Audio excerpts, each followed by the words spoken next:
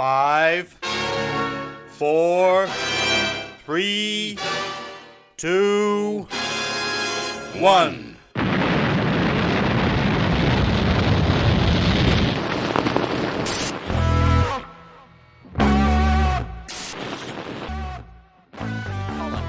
the edge of the box is Madden. Madden trying to manufacture the shot, gets it away, it's there! Oh my word!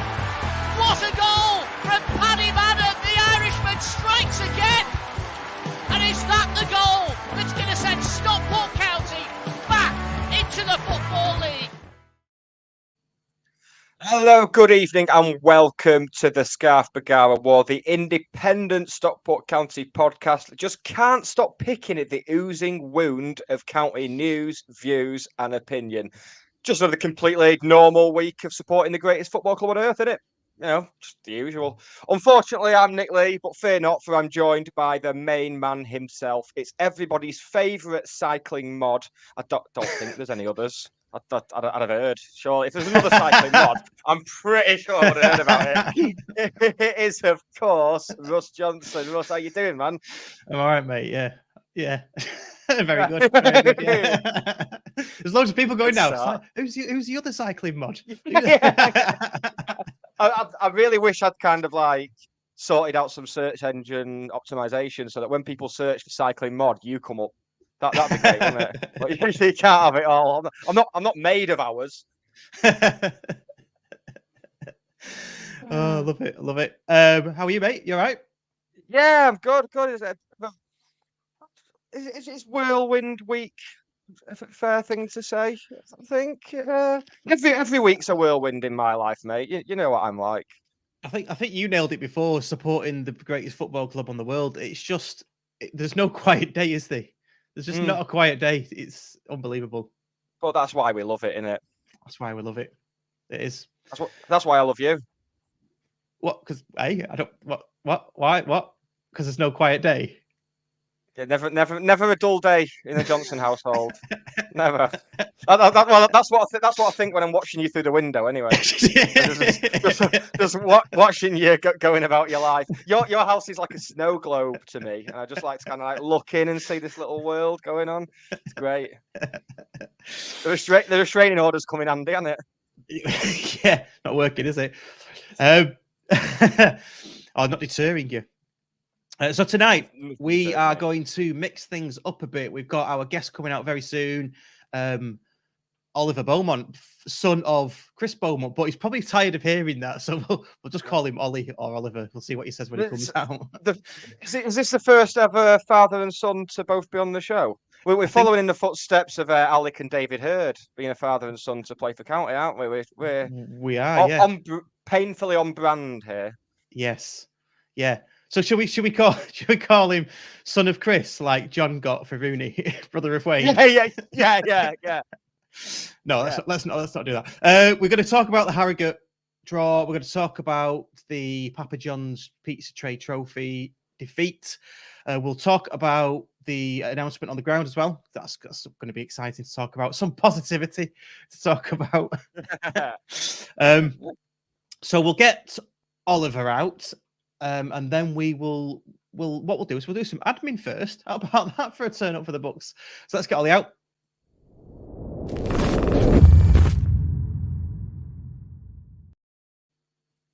How do? Hi guys, you all right? Yeah, you all right? Yeah, not too bad, mate. All good. We will. Good. Are you? Is it Oliver or is it Ollie or son of Chris? What do we call you? Mate. Yeah, probably Ollie's probably best. Yeah, Oliver's just seems a bit long-winded, to be honest. So yeah, Ollie's fine. I was going to go down the angle of you know how it was always like Wayne Rooney's Derby County. I was just going to go Chris Beaumont. Chris Beaumont's Ollie Beaumont. Yeah, is what I was going to do for the next hour. I get that a lot though when I come to games. Everyone's like, "Oh, Oliver, where's your dad today?" I'm like, "Oh, he's not come today." They're like, "Oh, it's just you." Oh, that must be awful. I don't mind it. To be fair, I don't mind it. I get that a lot. Where's Nick? That's all I get when I'm walking around county. Where's Nick? Where's your sidekick, Nick? We're not joined at the hip. Yeah, unfortunately. I wish we were. Fair though, to be fair, I'll give you that. Especially at Bath that night, you were a good show. That, to be fair. That was a good night. Yeah, I enjoyed that. It was. So you just stick around. We'll have a chat with you later about what it's like to be the son of a footballer. I don't know. We'll just talk about you in county basically. But what we'll do first, we'll do a bit of admin. Because we usually do this at the end, but I thought people need to hear this stuff, don't they? So we'll do a bit of admin, and then we'll talk about Harrogate. We'll talk about Papa John's Trophy and everything that I said before. So admin then, the sculptor event, Nick, is coming up very soon. When is that? That is next Thursday, the 29th of September. The sculptor Hannah Stewart will be there for a Meet the Sculptor evening at Edgeley Park. Free of charge, takes place in the Hardcastle Suite. Doors at 7 p.m. and myself and Steve Bellis will be hosting that. And I think there's going to be some former players there and a Q&A and stuff like that. New stand and a new statue. What else can you possibly ask for apart from 3 pissing points at some point? This is very true. That doesn't clash with the consultation evenings and things, does it? If it does, I'm going to go and throw stuff at the people who will inevitably be complaining. Like, I did not sign up for this. Well, you did. You bought a house next to a football ground. Sit down. Yeah, I'll have to check that out. I've got my dates mixed up there. There's what is it? 3 consultation events, isn't there, for the ground? So that's that. Geordie Hatter's Away Day show is back on Saturday. Dave Philbin, who was on this show last week, will be joining Geordie Hatter on Saturday morning from 9:30. Yes, he will indeed. He's got that fantastic mix of music and county build-up, which it's as far as I'm concerned, that's the best mix you can possibly have. Yeah, absolutely. Apart from Haribo Star mix, that's up there as well. But... yeah. JD and Coke. What about that mix? Is that good as well? It's a good mix. I'm more of a rum man, me. So I like a nice rum and Coke, me. Yeah, Dead Man's Fingers. I like Dead Man's Fingers. That's none of your business. Hardly think that's anything to do with you. And we've got to mention Fan Hub as well. There's over 1,300 fans in the Fan Hub app. If you haven't got it, why not? If you predict 11 out of 11 on the predictor, which is really, really tough, by the way, because Challenger's just changing it around every week, then you will get a free drink at the King's Tap. There's only one pub in Stockport that we do it at the moment, which is a bit disappointing. Yeah, but all those people who are getting 11 out of 11 every week must be having a nightmare trying to find a pub. I know. But there are other things on there, so do that. You can find all of our content on there all in one place, and all of everybody else's content. So Sid Freeman's on there, Des Hinks Jr.'s on there, Sam Burns' blogs are on there, our blogs are on there. Away Day Hatter is a new one. Yeah, the anonymous Away Day Hatter. Yeah, that person. I like that. Yeah. Do you remember when you were anonymous on this, Russ? Do you remember when you Noel Keeper.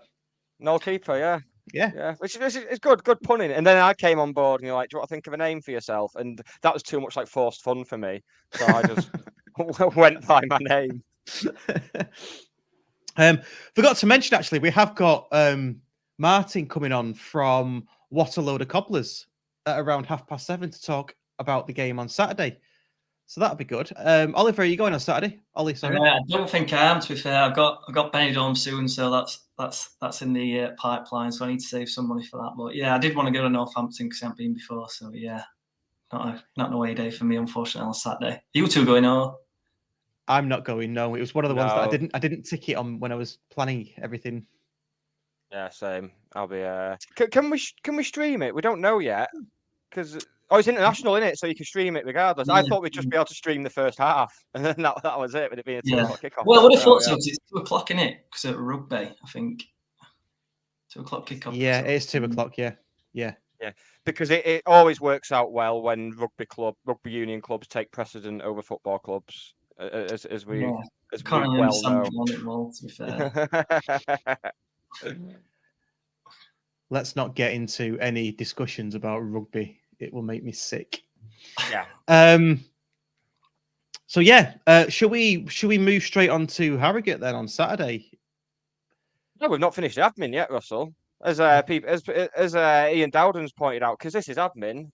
The album Goes at the start of the show now. You see, I didn't see the album as admin. I thought that was a fully fledged feature that we did just to nicely bookend the show. The album links in with my piece of admin, though, doesn't it? Oh, that piece of admin. Whenever you're ready, Ross. Yes. Mate. Staring at me blankly like I've walked into your house and shit on your kids. Bloody hell. I wouldn't look at you blankly if you did that. If you did, then I'd probably shit on you as well. Because I'd be like, do you even care, mate? Go on then. What's the album? Well, I don't know why I'm saying what is it. I know what it is. Yeah, it's a classic. Yeah, it's Arctic Monkeys, and with that in mind, I am starting a new podcast. Which, again, another one.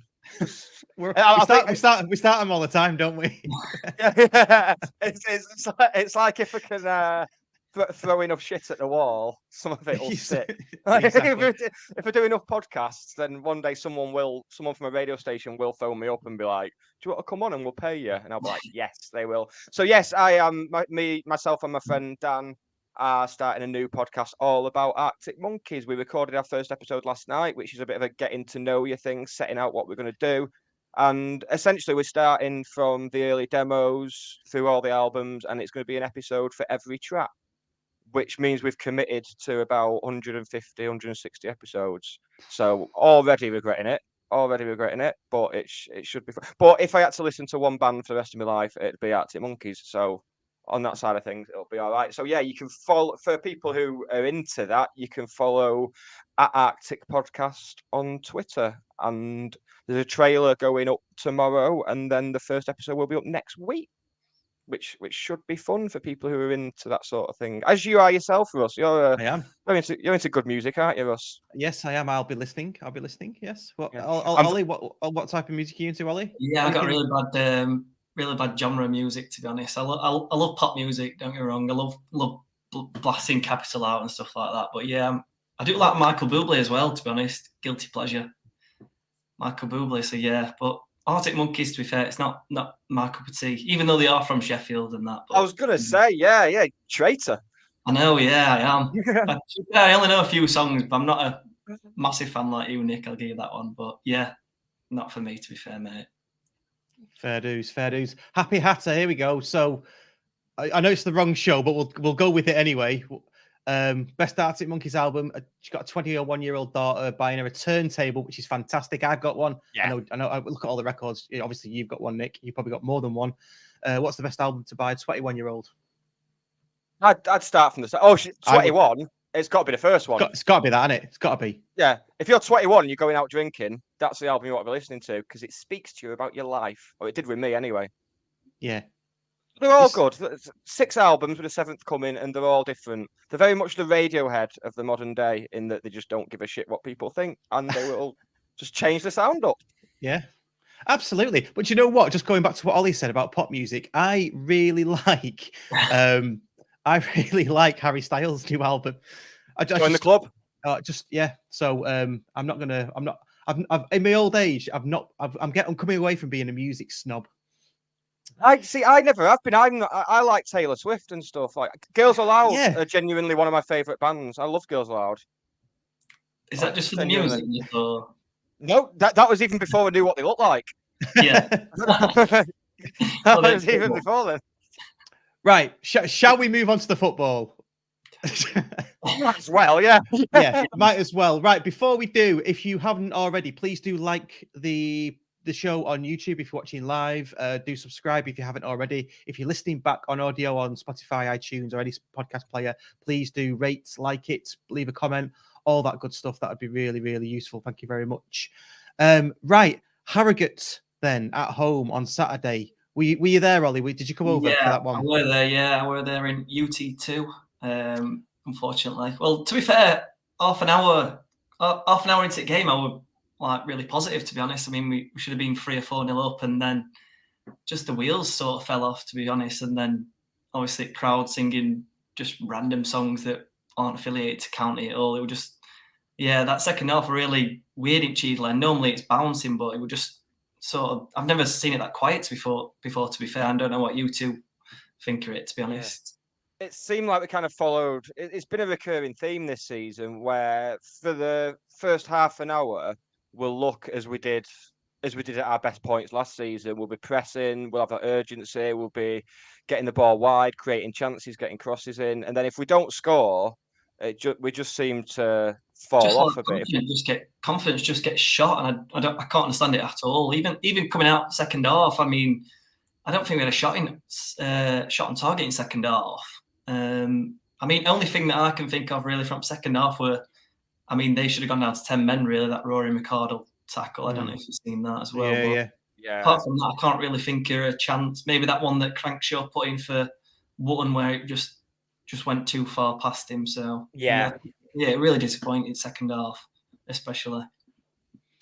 Yeah, that's it. Because Harrogate are not the first team to do it this season. They won't be the last, but they didn't really have any intention of trying to win the game. Yeah, I thought they were really poor, to be honest. I mean, I went when we played them in Cup as well, and they were really poor that night, to be honest, as well. Yeah. So I did expect us to really, especially from what happened at Crawley that Tuesday night, I did expect us to get the 3 points, to be honest, but that didn't happen, unfortunately. Yeah, they do seem to be, from looking at what their fans have been saying, well, since the summer, really, they're genuine. They think the current ownership and manager, because it's a father and son, isn't it? Yeah, it is, family. So there tends to be a consensus that they've taken them as far as they can now, and they're genuinely worried about getting relegated this season. Wouldn't surprise me, to be honest, because I mean, their ground's probably a National League North ground, really. When you look at it, I don't know if you've been, but yeah, they did look really, really poor, to be honest. But there's a few teams I thought that were poor this season. I mean, obviously, who were it now? I can't remember who played. We're at Gillingham at home. No, it weren't Gillingham. I can't remember who we played at home. We beat them. Wimbledon. Yeah, Wimbledon. I thought they were really poor, to be honest, as well. Colchester were as well, weren't they? Yeah, Colchester. Yeah, they were really disappointed. I thought they were better than that. To be honest, Colchester were wasting time at 1-0 down, which was one of the weirdest things I've ever seen at Edgeley Park, and that's saying something. Yeah. Did you so just bring it back to the Harrogate match. Harrogate match. I've just put up a picture there of the tackle. That's what you're talking about, isn't it? Yeah, that's the tackle. Yeah, definitely. Yeah. I mean, tackle's a bit of a grandiose term for that, isn't it? Well, like Kung Fu kick or something like that. That's just, I don't know why. I mean, the refs have largely been, okay, haven't they? But that's just ridiculous. I mean, ref's not even really far away from that, to be honest. I mean, that compared to the Doncaster incident with South Wales, I mean, it's just like a no-brainer, really. So I don't know. I just officiating is just so poor in EFL at the moment, in my opinion. Yeah, definitely. I can't put my finger on what's wrong at the moment, and we'll come to the Papa John's in very shortly. But it's like you say, we seem to start off really well and very, very quickly peter out when one or two chances don't go our way, and then we don't ever seem to get it back. The counter press isn't working from my perspective, and we just don't seem to be hunting in packs like we used to. Yeah, I think that's due to probably not having the same team every week. I don't know, and especially I can't put my finger on it, but I saw someone put on Twitter. It seems as though like the wheels have sort of fallen off from when we played Grimsby. Do you know last season? And then I think we've just had like that. Obviously, we stumbled over the line. We had that promotion hangover, I'd sort of call it. But to be fair, like when obviously we started pre-season, we made all them signings pretty early, which I was happy about, to be honest. But the pre-season games that we played, it was just like I think we only played one decent team, and that was Bolton. So I don't know if that was because of obviously the National League finishing late or anything like that, but I just think the pre-season teams that we played are really poor. I think that does put an effect on it because we were beating teams where I think we beat Chorley 5-0. And then you should be playing, to be honest, I wish we were playing teams like League One Championship, but we just seem to be playing their under-21s for some reason, which I don't really understand because it's not men's football really. But as you say, Wolves under-21s beat us at London night, so yeah, it's a bit vice versa. So. I remember when Jim Gannon was manager and he was setting up when it came to like planning pre-season and what have you. I think his thing was you play teams play a couple of teams from the league above you, like one that's expected to finish round the bottom, and then one that's expected to finish the top of the league above you, and then the same for the league below you. Like so, I mean, obviously, we wouldn't have had a friendly against Wrexham because the police wouldn't be having it. Do you remember when the Burnley under-23s friendly was called off a year or two ago? Yeah. So they're not going to be having a Wrexham game. But you'd think, some of those top end, like someone like Solihull or something, a top end National League side, you'd think would have made sense, and then you can just fill the rest of the gaps with whatever because you've got a good mix of tests there. But we didn't seem to do that. Which I mean, we played Altrincham, and we just seemed to beat Altrincham. Last season especially, we battered him both times we played him, to be honest. But yeah, I feel like that pre-season were really poor that we played, and then it does probably filter into the season, to be honest. So yeah, it has been a disappointing start, especially when everyone was saying to me like, your favourites for league, are you going to be like top 7 really? And I've said and I look like a numpty now, to be honest. So we all do. Don't worry about it. I mean, the bookies had us top 3 favourites or something like that to go up. Challoner came out and said it. Madden came out and said it. I mean, yeah, you've got to be positive and you've got to have ambition. It's just hugely backfired, hasn't it? Yeah, I mean, don't get me wrong. Don't get me wrong. I think I don't know. You never know in football. Like we could go on a run now and. Yeah, like I don't know how many points we are outside of the playoffs. If it's 7 or 8, something like that. So it's not massive, but at the moment I'm just a bit worried about performances really. Because as you say, like first half an hour in games are doing really well, and then if we don't score, it's just not looking great, to be honest. Yeah. And it's been the case with away games as well. It's not just been at home. Away, we've looked very good for the first 20-30 minutes, and then just we don't get a goal, and shoulders drop. Heads go down. I mean, I don't think we're helping ourselves in terms of selection. I mean, the cheer that Croasdale got when he was brought on Saturday kind of said it all. The fact that here's a player who the team should be built around, as it was last season. It was crucial to everything. He played in every league game, and even after coming on and doing well on Saturday, he didn't start last night either, which is. That's the one. Dave Schofield's pointed it out in the comments. Provides the security for the high press, so players can go and hunt in packs, as you said, Russ, and they know that Croasdale's going to be there to, bail them out and be like support the defence and everything. But we don't have that now. As good as our other midfielders are, I don't think anyone does that kind of spoiler, kind of ball winning role that he does so well. That disruptor role. I think that's been put onto the shoulders of Akil Wright, hasn't it, in Croasdale's absence? But he's been okay. He's been probably slightly more than okay, but he's not got the credit in the bank that Croasdale has he? So and we did look better when Croasdale came on as well. So didn't we slightly, arguably? So the subs on Saturday were very strange. Like we had one forced substitution early on, Croasdale for Camps, and then wasn't it Jennings for? I can't remember who Jennings was on for now, but that was around the hour mark. And then the next, you can use 5, and the next sub wasn't until 89th minute, bringing Hippolyte on, which is just futile, isn't it?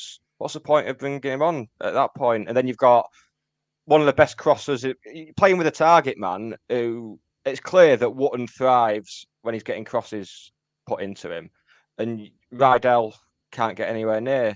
And then Connor Evans as well just seems to be the forgotten man. It's that's confused me. It doesn't take much to confuse me, but that certainly has. Just picking up from what Dave said, I feel like obviously with Croasdale missing, I feel like he were always the one that probably pushed people on to start that press in first place, if you probably get what I mean. Because obviously he's more the deeper line player, and I just feel like he'll have probably pushed Collar and Sarcevic on, where you don't really have to tell Madden to do it because he normally did it anyway. But I feel like he was probably the one that said, "Go on, Will, go on, Anthony, just push up, and then I'll be behind you." Because we did get a few goals from that last season. I think Collar and Croasdale scored in a game against Grimsby Cup.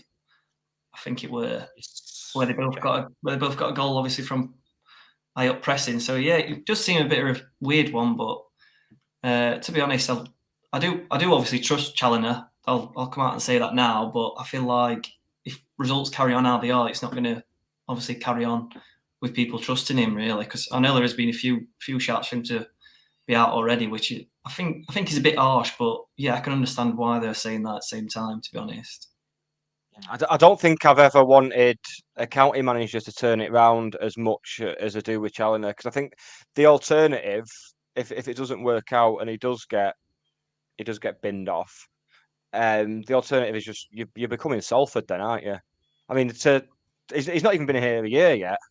Challoner, No, you know what no. I mean? It's for the way things are going, it's not good at all. Not good at all. So I think, especially if you when we looked at the fixtures at the start of the season, you looked at them and thought, oh, that's not a bad start. That's in terms of teams we want to play. It was only getting harder from here on in. You look at the next three games: Northampton, Walsall, and Bradford. 3 teams that are going to be up there, and you think, oh, it's looking a bit worrying for me.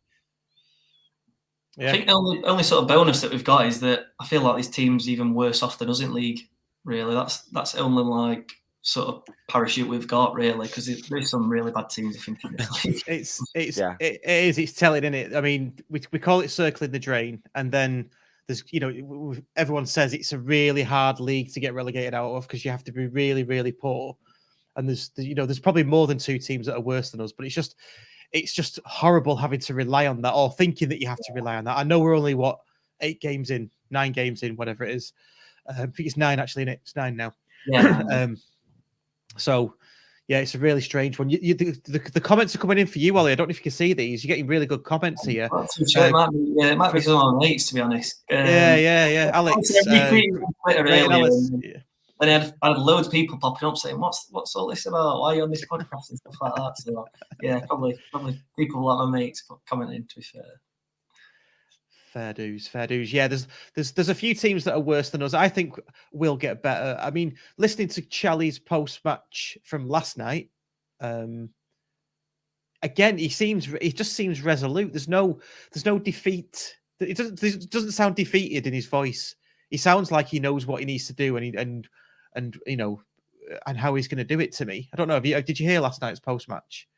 Yeah, I listened to it last night. To be honest, I like you say, he did seem like really downbeat. I mean, he was disappointed that I think he was more disappointed that players that he put out there are not give him a headache, if you get what I mean.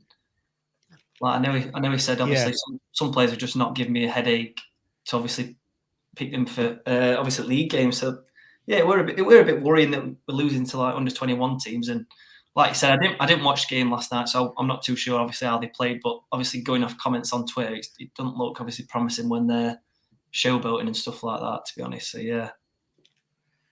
Yeah, it was a bit horrific, wasn't it? Let's our opposition review guest has joined us backstage, so we'll get him out in a second, and then after which we'll talk about the Papa John's Trophy defeat, and we will talk about the stadium expansion. So should we get Martin from What a Load of Cobblers out?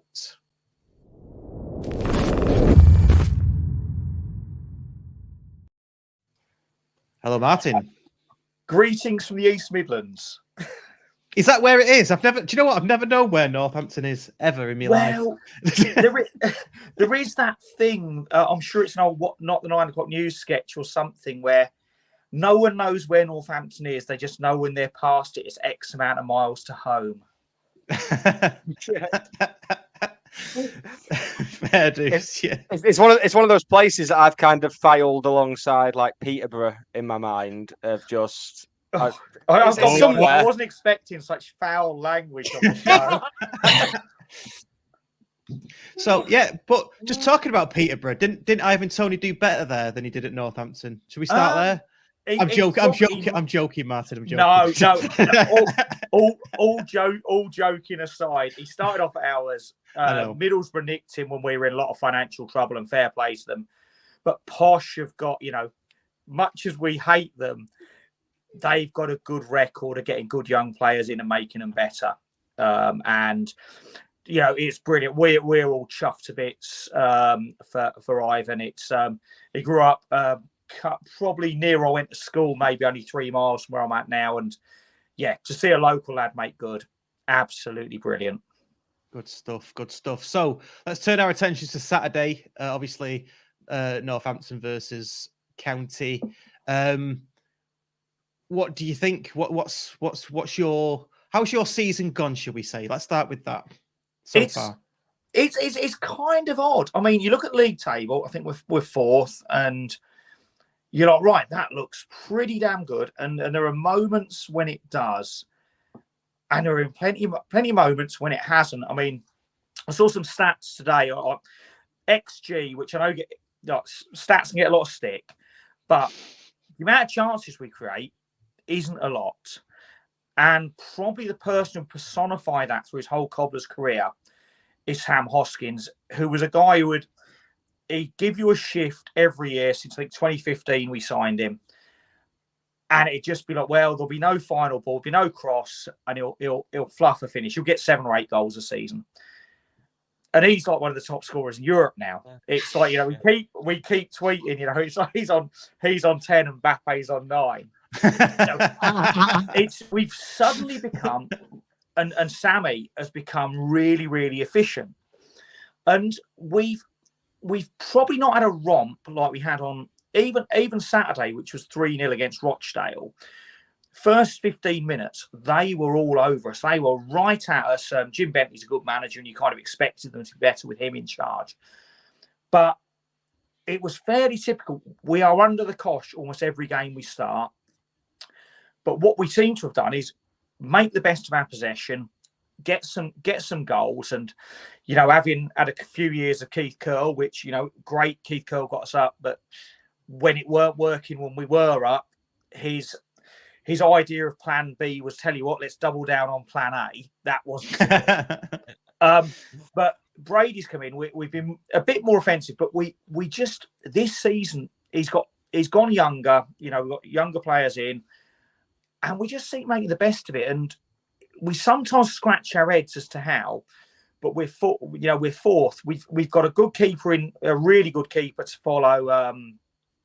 Robbo, Roberts, who's at Middlesbrough now, who was just fantastic for us last season. Which, after almost a decade of having at best number 2 keepers, well, someone at work said to me yesterday, and occasionally number 3s and number 4s. Burge has kept us in a lot of games where we've scraped a 1-goal win, and he's made a worldie of a save at the end. Everything looks like it's ticking in the right direction.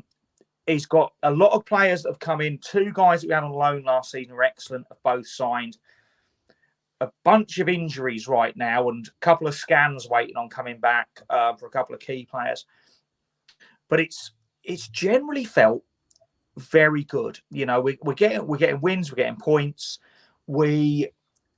Brady has got, everyone's got a lot of time for Brady. He's made his way up through the local leagues, non-league here. Russian and Diamonds legend. Oh, so this is John Brady, I'm assuming. Yes. Yeah. And I think, and his passion as well, that'll take you a long way with the fans, even when things aren't going so well, the manager cares as much or even more so than you do. So, yeah, I'd say I think it's going well, but I see enough things on the pitch that maybe it's not. Maybe we're just being lucky.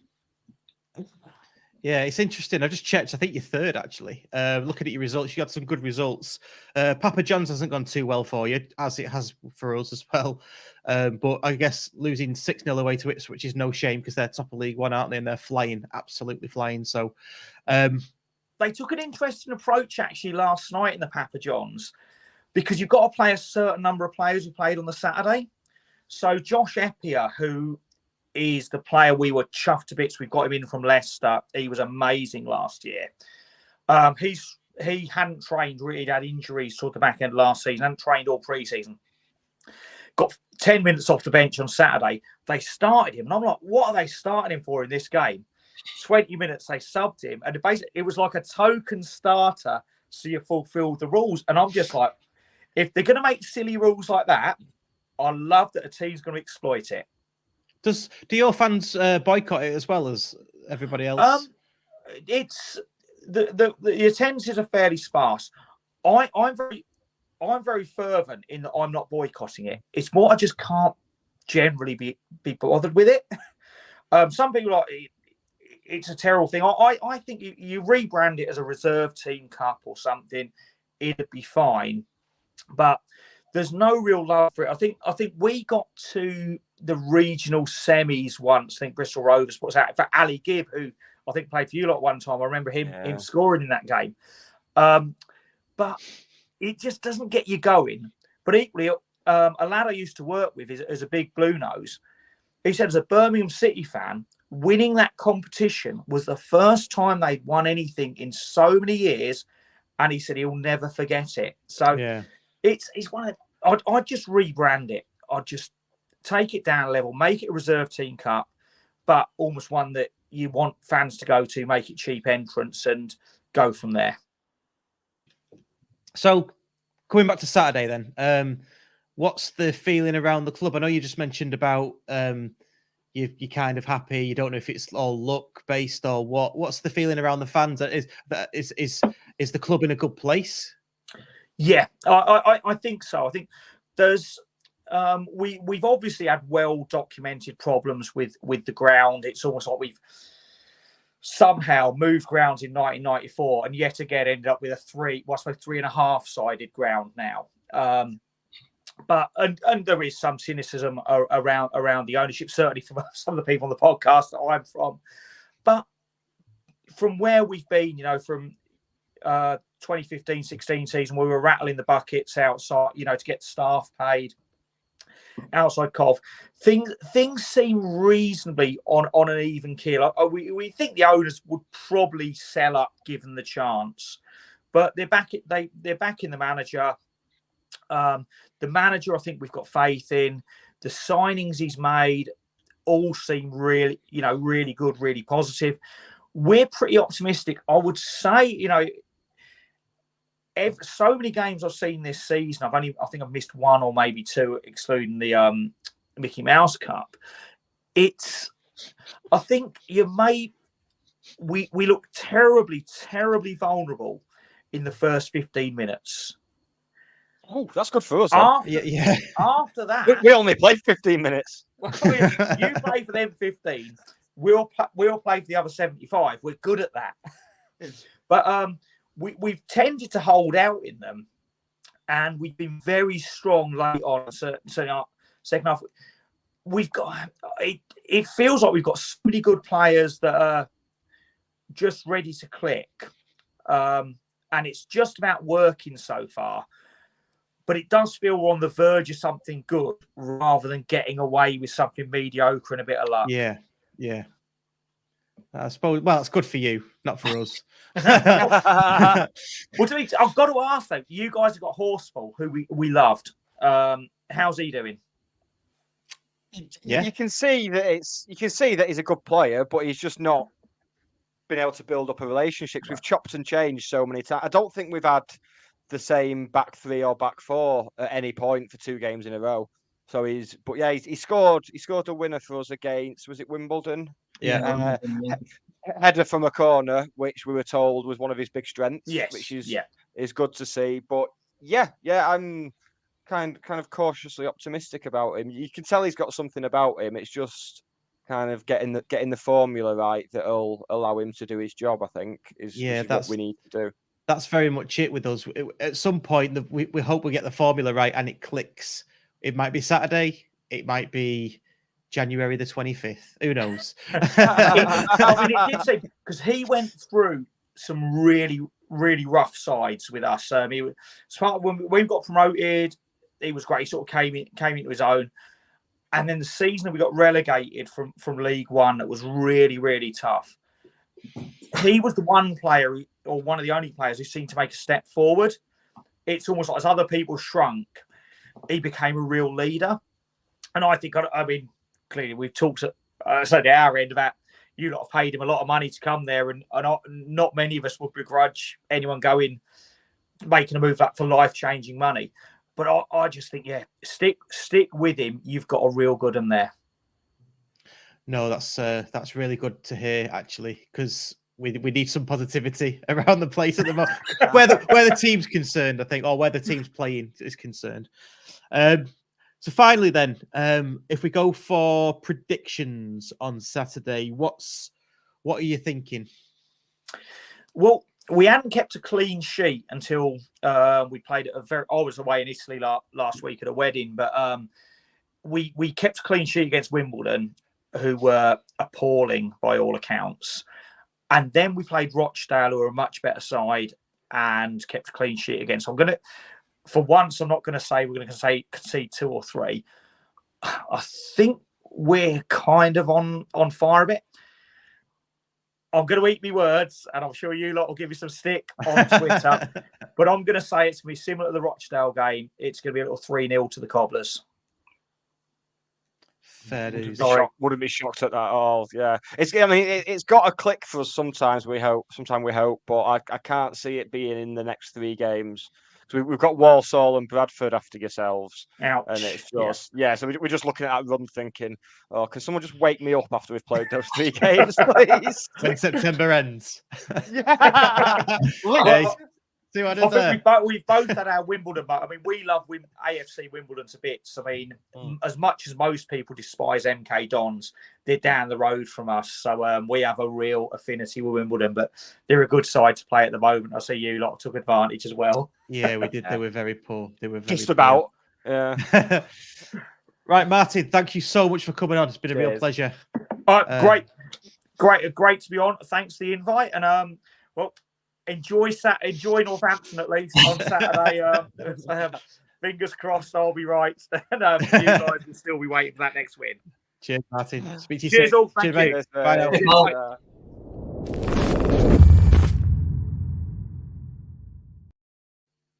Another great guest. Another great guest. I forgot to do my away day transition.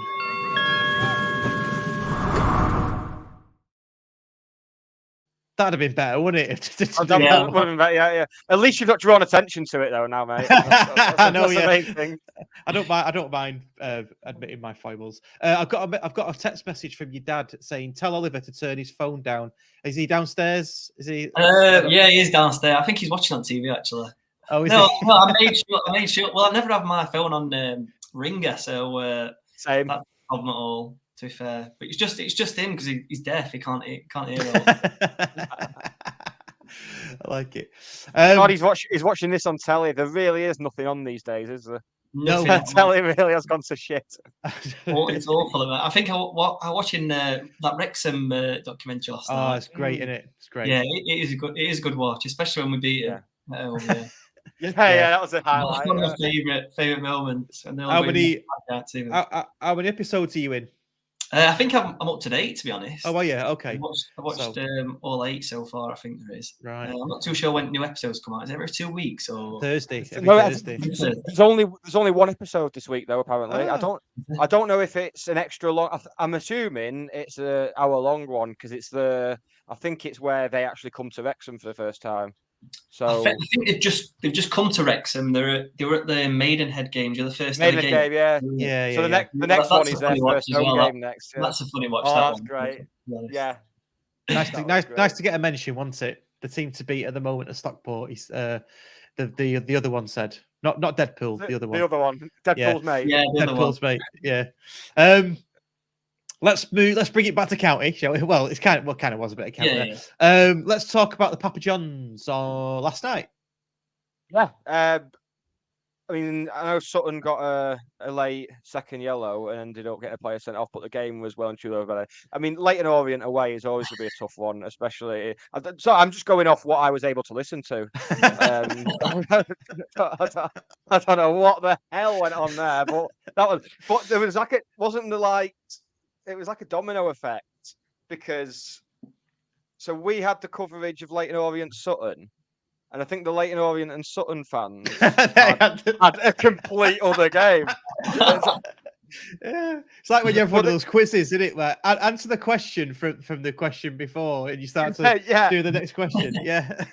Well, this happened to me the other week. It was when I was trying to find a dodgy stream of one of our, I think it's Mansfield away. The paid for stream. I went abroad to watch it, like a law-abiding person. No, it was so I was trying to stream a game, and I clicked on the stream, and it was Wimbledon. It was MK Dons against someone. So then I thought, well, why is that under Stockport County? So I went on to the MK Dons game, and then it was some championship game, and I had to just go on this cycle of like 7 games to try and find ours. It was the weirdest thing ever, and that's basically what happened last night. Yeah, it was very odd, very odd. But I did enjoy, because it was half time of the Leyton Orient Sutton game, and they played "She's Electric" by Oasis at half time, which is it's nice to hear an Oasis song that's not "Don't Look Back in Anger" or Wonderwall, I find. So I was quite happy with that. Yeah, it was certainly preferable to listening to us anyway. Or watching us. Yeah. Oh. About last night then, Neil Deakin's coming in with some opinions here. Should we delve into these? Because I thought it was a horrible game to watch. He's put people saying we shouldn't get beat by an under 21 side when one of our senior players has just turned 23. You need to give their head a wobble. Okay, and then the second one, that Wolves side was good, had a few players who would destroy any League Two player for pace. I mean, they had some good players, didn't they? And it was noticeable when it started how, I mean, John Kieran brought it up, didn't he? How small they were, especially that striker.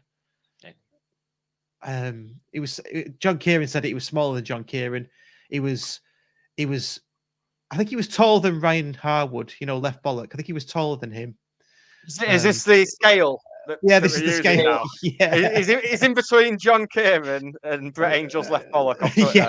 Yeah. That's the world standard of measurements now. Yeah. So when we knock a free kick in for like 25 yards, how many Ryan Harwoods was there free kick from that hit the post? Is it a new unit of measurement? Yeah. Referees are doing that, aren't they? 1 Ryan Harwood, 2 Ryan Harwood, 3 Ryan Harwood. Yeah, I mean, Dave Schofield as well. We'll get into our own chat in a minute. Dave Schofield says Wolves were excellent. I thought they were. I thought they were okay, but I thought we let them play. It was our own doing. Everything about last night was we handed it to them because of everything that we spoke about from the Harrogate match, from the match before, and maybe all the way back to Grimsby last season. I mean, you'd think, looking at the results from last night, they were the only under 21 side to win. Wolves were, and that's a pretty common theme. I know they beat Shrewsbury in the first game, but I think it's because the Wolves development squad actually did very well last season in the competitions they played in. I don't think they were far off winning the league, and they did well in the Youth Cup and everything. The way I see it, I think if you look at, say, Liverpool under 21s, for example, a lot of them are involved in the first team, but you don't see that with Wolves. You don't when you watch Match of the Day, you don't see Wolves with a squad. Like, if you look at their bench, you don't tend to see players who, like academy players, on their bench. So are their best players just playing for the academy? No, because they're pretty much the only under 21 side who are consistently winning in this competition. I mean, Newcastle lost to Barnsley, Liverpool lost at Rochdale. Liverpool had the new signing Arthur playing for them as well. Not Arthur Fowler from EastEnders. It's a bloke from Juventus. Just can't understand it at all. He's got like 22 Brazil caps and he's playing Papa John's trophy. And then he's getting subbed up by Jay Spearing. Jay Spearing, yeah. That's the new thing, isn't it now? Having it's like on Football Manager where you have the mentoring thing. Yeah. It's like that's Tom Wilson's at Man U now, isn't it? Tom Wilson at Man U. Yeah. And they had Paul McShane the season before. It's a strange one. Maybe we should sign your dad. Yeah, maybe we should get him back. To be fair, I played in like a charity tournament with him, and he couldn't walk for about a week after we played in that. But was he still good though? Did he still have it? He was still dropping shoulder when he could, when his knees were buckling. So he did well. It was just that having that old voice on your back all the time. Yeah. So, just probably for that, people talking. So to be fair, do you know when it was just silent on Saturday? You couldn't really hear anyone speak on pitch. I think you heard one person shout Connor Jennings, and that were it. It's just, it's really strange at me. I can't really put my finger on it, to be honest. I've been trying for ages. I just can't at all. Yeah, I've just got this uneasy feeling generally. The same. I can't put my finger on it. I have no idea why, but I just feel very uneasy about the whole thing. Everything simple that they were doing in the past doesn't seem to be simple for them. It seems that we're coming naturally. Like I don't know. There was a good example last night. I can't. It was down the right in the second half. I think it was. I know we couldn't know it down the right in the first half.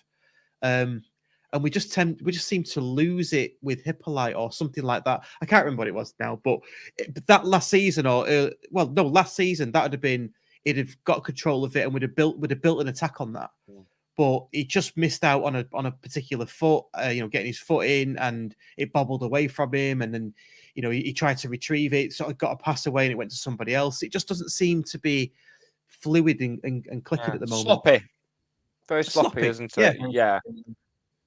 And then it just obviously goes down back onto fans, really, because obviously when they're not playing well, or you don't really want to like try and encourage them to be. I know it sounds horrible, but you don't really want to encourage them when they're just tossing it up and walking about on pitch, really. No, and Challen has said many a time when he first came in and since, they need to give us something to get behind, and then we'll do the same for them because we're a team, the fans and the players. So they've got to do their bit, and we'll do our bit. I think we've done our bit in spades, and there's only so much we can take before it starts to get quiet. Yeah, that's just natural football fans, isn't it? I'm starting to get worried, and I'm usually the positive one, aren't I, Nick? Yeah, when you messaged me on Saturday evening and said, I'm struggling to find any positives from that. And that's when I thought I had to have a lie down, mate. I was like, oh god. I mean, if Russ can't find any positives, then what's going to happen Wednesday night? Yeah, but it was the same. It was the same last night. My sort of thought process is when we get to 60 minutes, if I judge how we're doing on that 60, if we, even if we got to 60 minutes and we're losing 2-0, but we're a really good team, you can see cohesion and all that kind of stuff. We're just unlucky. Fine, I can take that. But after 60, it crept to 65, and I'm just thinking, there's nothing. I've got nothing to hold on to on this. Yeah, I remember just walking out. I probably think that's probably the most disappointing I've been walking out of a football ground that on Saturday. I don't know, especially 0-0. And I hate 0-0s anyway, but it weren't even like an entertaining 0-0 or anything like that. We're just like so downbeat that second half, and you could tell from people just in ground that they just weren't happy at all. Yeah, you just couldn't understand what was going on. It's like you're speaking to someone and they're just like, I don't know what's happening.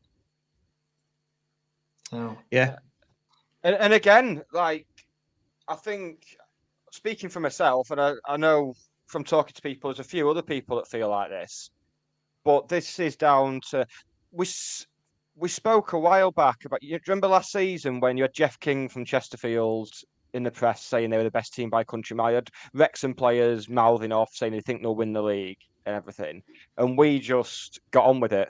Yeah, got on with it. We weren't saying stuff like that. And then in the summer, it just seems to have changed. Like coming out in the summer and saying we're going for promotion.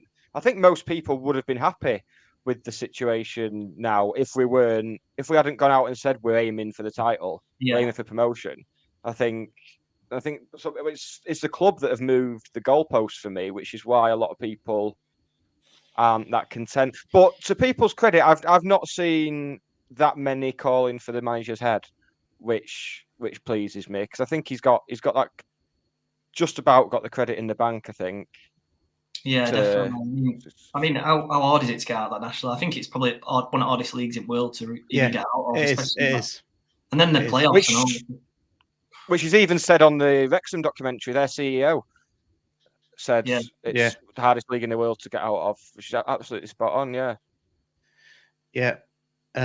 Just picking up on something you said, Nick, I wouldn't say that they moved the goalposts because they don't forget the aim. The aim has always been to get to the championship. So you've got to show ambition. I think I would have preferred him to have said nothing. Yeah. That's what I mean. Yeah, I think if they said nothing, then we'd be looking at the situation we're in now and thinking, well, it's just a bit of a blip. Yeah. But I mean, the longer it goes on, When does it go from a blip to a? When is a blip not a blip anymore? When's it a crisis? Yeah, and it's funny, isn't it? Because as we chatted in the Dark Day series, which is still available to watch and listen to on podcast players, any good podcast player, when we got rid of Paul Simpson, I mean, there's a lot of people said he would have kept us up because it was rubbish, but he'd have kept us up in the Football League. I mean, this is. I know it's a completely different situation, but I find myself going back to that when I'm thinking about it, because if say that one person that does want or is starting to question Charlie wants him out, who are we going to get? And if it goes worse, then what is the answer? That's been my worry. I think I've said it to you before, actually, but as much as Simon Wilson's done some good stuff and some bad stuff, I do not trust him to pick the next manager after the way it went last time. And I get the feeling because Mark Stott has admitted, he's kind of said it's not his area of expertise, football. He's just a fan. He just wants to watch the football. So he is going to delegate that to someone else. And I think we'd get something similar to Rusk again. I think, and I think we've kind of become accustomed to this style. It's almost like Klopp's heavy metal football, isn't it? We're getting crosses in, we're pressing high up the pitch, we're trying to create chances. It's almost like a lower league version of that. You know what I mean? And it's kind of I think we'd have a rude awakening into. I've seen people in the comments suggesting if it did come to it, Pete Wild from Barrow, but as if do you think he's going to leave Barrow after a few months, after he's just signed a new contract and after a few months to? I mean, it's irrelevant anyway because we're all hoping it'll be turned around by Challoner, but yeah, it's just not a. But that's where you go down the Salford Avenue, isn't it? You are just chucking money at another manager every. I mean, as well as 90% of the club has been run since the takeover. I think I think we can all agree there's a lot of very good stuff, but some of the money we've spent is bonkers. Like in terms of managerial payoffs and stuff, players that we've just let go for free, who were previously on good money and stuff. It's just, I know we're trying to run a bit more sustainably, but we're going to end up having to either way, whether it's Challoner or new manager, we're going to be spending fairly big in January because there's glaring issues in the way the squad's been built that they're going to need rectifying. And is that an issue? I don't know. Not for me. I'm not signing the checks. Well, I mean, you go into the window in January, you're paying a premium for a start. Like the prices are going up in January. Yeah, absolutely. Especially when they see Stockport coming in, and people know we've got money. We obviously new stands and stuff like that. We're obviously wanting to build, but I don't know why I just can't have a look into Little Market. Like you said, these under 21 sides that are playing in Papa John's Trophy. Surely there's some players in there where you think, yeah, we'll get them out and play EFL football. Do you know what I mean? And then see where we go from there. Surely there must be some players in low markets. I mean, all these scouts, if we've got them, like why aren't they looking at players from under 21 sides or people on fringe like championship sides like that? Like Andy Cannon, to be honest, I don't know if he's even playing at Hull. He's not been registered when the final registration was submitted for the squads. He's not been registered. He played the cup games earlier in the season, but yeah, now I think if I remember rightly, he's unregistered now. We might as well sign him and have like a 62nd central midfielder. I know. Why not? Why not? Why not? He loves playing midfielders. He never plays wingers. So no. Hates wingers. Okay, shall we move on to something a bit more positive? The announcement today of the ground of Edgeley Park being built up. Yes. Have you seen the plans? Yeah, I have seen plans. Very excited, to be honest. I know. Obviously, they said it, but like seeing them images and obviously seeing what obviously talking about, it does seem very exciting, to be honest. Yeah, that's it for me. Just seeing the images. Okay, it looks like it was been drawn by an 8-year-old. That aside, when the actual images come out, I was tempted to get a crayon and draw like a really kiddified and say this is the new plans or something. Like one of them etch a sketches things. Very weird, but It was Sorry, Russ. Yeah, one thing about the stadium though, I hope they just keep. I've seen a couple of people say it. I hope they keep. Obviously, Danny Begara stand the leaf card outside because it just looks like so good that. So yeah, that's the only thing I don't really want them to change. Like modernise it, yeah, but obviously keep that. I think it looks obviously amazing when you're walking down into ground. To be honest, so yeah. That's the only thing I'd probably say about it. That has already been said, hasn't it? That they want to keep the facade of that, and whatever they do will be built around it. Quite exciting to have corners as well on the little drawing. Yeah, definitely. Yeah. And, I mean, this is what Vita do, building and stuff. So it's going to be very good. Yeah. I'm surprised there's not a hotel next to ground yet, to be honest. I know, because that was mentioned after 96, 97. It was kind of a lot of plans then on Right, seriously though, who's going to stay in a hotel in Edgeley? Really? Well, not you, obviously. Well, no, but well, I grew up on Edgeley. I'm going to stay there. I know what it's like. But the hotels, is it Holiday Inn on the train station? And that looks, you get off the train station, it's all sleek, it's all smart. There's a Sainsbury's local there, isn't there? And there's Basque now, and it looks cool. You walk up the cobbled streets onto Edgeley. I love Edgeley to bits, don't get me wrong. You'd only stay there if you were going to the football, wouldn't you? Well, at the same time, do you not think, because they've mentioned, I'm not sure whether I'd imagine it'll be in the redeveloped pop side, but they're talking about having stuff to rent out to businesses, conference rooms and suites and that sort of thing. So that could link in with the hotel. Yeah. I mean, okay. I just can't imagine people wanting to sleep there by choice. That's all. Dave Schofield says you've changed. I have changed. I'm getting older, mate. I'm getting older. That's what becoming more left, more conservative. I'm not, by the way. Those two are very different things. But yeah, I think they did mention like a business suite and things like that, which is good because it means that he'll get revenue when they're not when County aren't playing and it's not a match day. That's the whole idea, isn't it? So yeah, and I've got to say I'm in the Cheadle End now. Been in the Cheadle End every season bar one since I've been going. I've been all over the place actually. I'm lying, but mainly in the Cheadle End. But if that pop side gets built up, that's where I'm going. Absolutely. Yeah. Oh, I've changed my mind now.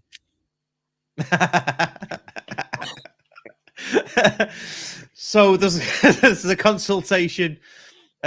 Ollie, have you got a season ticket, or do you? Yeah, I have got a season ticket. Yeah. Yeah. Hey, wait, fair play to you. Bloody hell. Yeah, I just enjoy going too much. I thought, I'm gonna go for it and just obviously come to every game because I just love it too much, to be honest. And I do love going to away games as well. So just getting priority for that is just good as well. And so much benefit to obviously having a season ticket as well. So I do love going. That's why I bought one this season. I thought, I'm definitely going to do it. And obviously, I just love coming, to be honest. So I'm just probably going to carry on renewing every season, really. Nice. So you come over from Sheffield. Have you got a fan hub? Do you do your little mileage thing on fan hub, or do you not bother with that? Yeah, I do. Sometimes I just forget to check in though, to be honest. Yeah. But I think it's about 30 something miles. It's not. I thought it was more, but it's not obviously that much. It's only 40 minutes on train, so I don't mind it at all, to be honest. Nice. I didn't get to check in on Saturday because the reception was so bad on Saturday because so many people I've noticed this as the crowds have got bigger. It's really hard to get on flash scores at half time. When I want to check how badly my bets are losing. Yeah, and can't. Hey, but fun fact with the Fan Hub app, it checks in for you anyway, and then does all the other stuff. You don't need reception to check in. Well, I couldn't get on it. So you're checking automatically then without you going on it. Well, you have to go in. You have to go into the app and check in. But if you haven't got any signal, it will check in. It will store the check in, and then when you get a signal, it'll fire it off to the servers. The servers. Oh, nerd. I'm just hoping to get some more 11 out of 11s this season, to be honest, because I think I've only got one. Good luck. Well, there's an update coming soon, so there's more. There'll be more stuff coming out anyway. So more chances to win. There was a point last season where I had like 3 or 4 free pints just lined up. And yeah, no chance now. I think I had one in the first week of the season, and since then that's been it. Was it Dilly who was in a pub and everybody was sending him the Yeah. codes, and he said he only went in for one and ended up having about 5 or 6. Yeah. That's great, that, isn't it? So yeah, anything more about the ground? I mean, there was pictures of the little fan area as well, wasn't there? I think outside. Yes, which is where I thought it'd be. Yeah. I think that was where people speculated that it'd be, and not just me. I'm not taking all the credit, but yeah, I think I'm more excited for that than I am the new stand. Weirdly. Really? Oh, I'm yeah, not. I'm very excited for like the kind of artisan market feel. But I'm a big hipster knobhead, aren't I? So maybe that's Yeah. the problem. Yeah, I'm looking forward to some local food and drink vendors. Very excited. Yeah, paying £7 for a burger. You enjoy that sort of stuff, don't you? Yeah. If performances carry on, Nick, I can just see you staying in that little area all by yourself, to be honest. But yeah, I'll tell you what, if we're going to put screens up there like they do on the concourse, I'm there. Yeah. Sorted. Yeah. No, but I think it does need that, to be honest, because Cheadle sometimes it's just absolutely rammed with people. Yeah. So like struggling to get a drink. I've seen people going down 35 minutes just to get a drink and something to eat, to be honest. So yeah, it'll be good when that happens, though. Yeah. Do you think it's eased now? There are more card queues and less cash queues, because that's a thing that they've changed recently, haven't they? Yeah, I do think that's got a bit better. Sorry, say that again, Dick. It's definitely better, I think. Yeah, but you do find that the card queues are populated with people who'll queue up and then only to find out that it doesn't take cash. So the queue looks bigger than it actually is because people are incapable of reading signs. So people just queue up and they're like, "What do you mean you don't take cash?" Like, well, stood under a big sign. Yeah. Card only. But yeah, they're still not pre-pouring pints as far as I can see. Just get the pints poured at like 25 to 4. And yes, it'd move so much quicker. Yeah, there's two things on this, isn't there? Right. So I've had two thoughts on it. Oldham were taken over not long ago. Already, one of their stands has these big pre-pouring pipe machine things that does about 6 at once or whatever. They're loving it. Matt, you know, our friend Matt, who goes to Latics all the time, said no queues whatsoever, and they're getting good crowds now, aren't they? So it's about the same. So that was one thing. Why can't we just have that? Then the other thing I thought was, if we're trying to go cashless, I wanted to buy the program on Saturday, which I did, but I had to go and get cash out because I knew the program sellers don't take cash, and nor do the 50/50 sellers. Card readers. Yeah, so that'd be something to think about, is little card readers for the little merchants outside. Yeah, that'd be big. Yeah, so pre-poured pints and card readers, please. Yeah, and a mobile phone mast, as we've established. That would be bloody lovely. I don't ask for much. But when you think about it, when all's said and done, and you know the plans say they're hoping to start the railway end summer 2023. The fan park outside, the statues coming along. I mean, all we need now really is a win, isn't it? Yeah, like Happy Hat said. That's all we need. Just give us something to get behind, please. So yeah. Ollie, should we spend some time? Should we spend some time talking about you? I'm going to ask a really stupid question now, but there's probably a story behind it. How did you end up supporting County?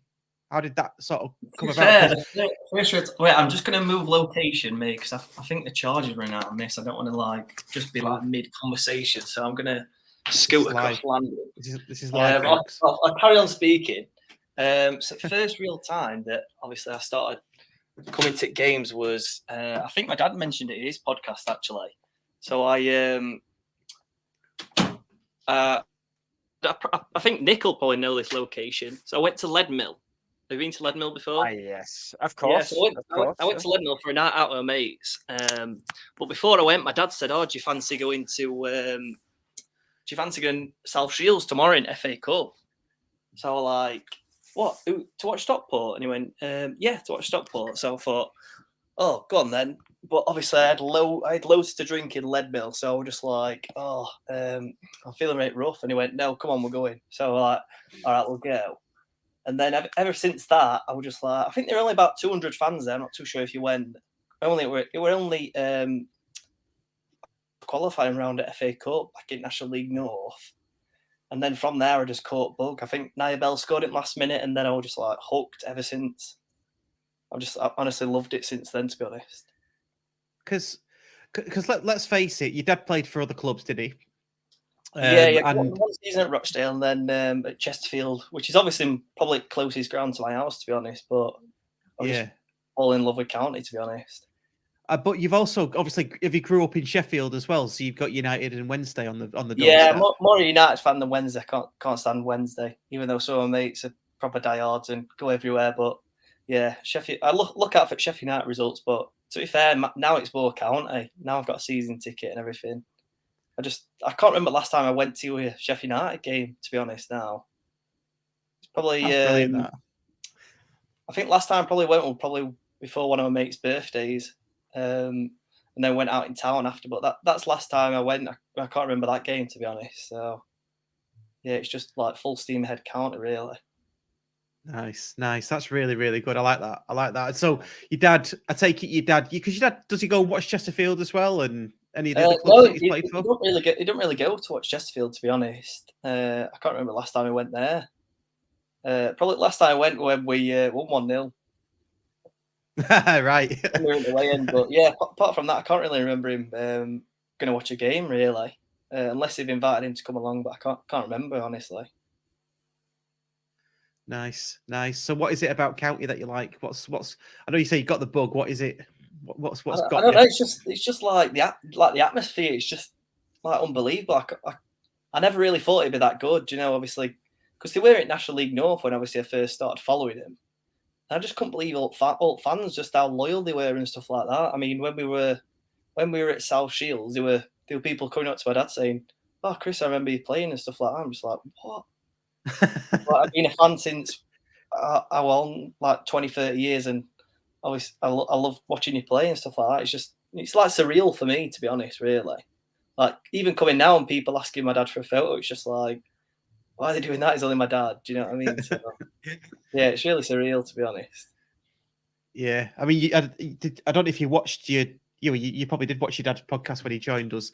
He got the assist for one of my favourite ever County goals that I was there in, that at Everton in 1995. Yeah, I've seen highlights of that game. I know he missed an easy header though, so I always give it. I've always told him that.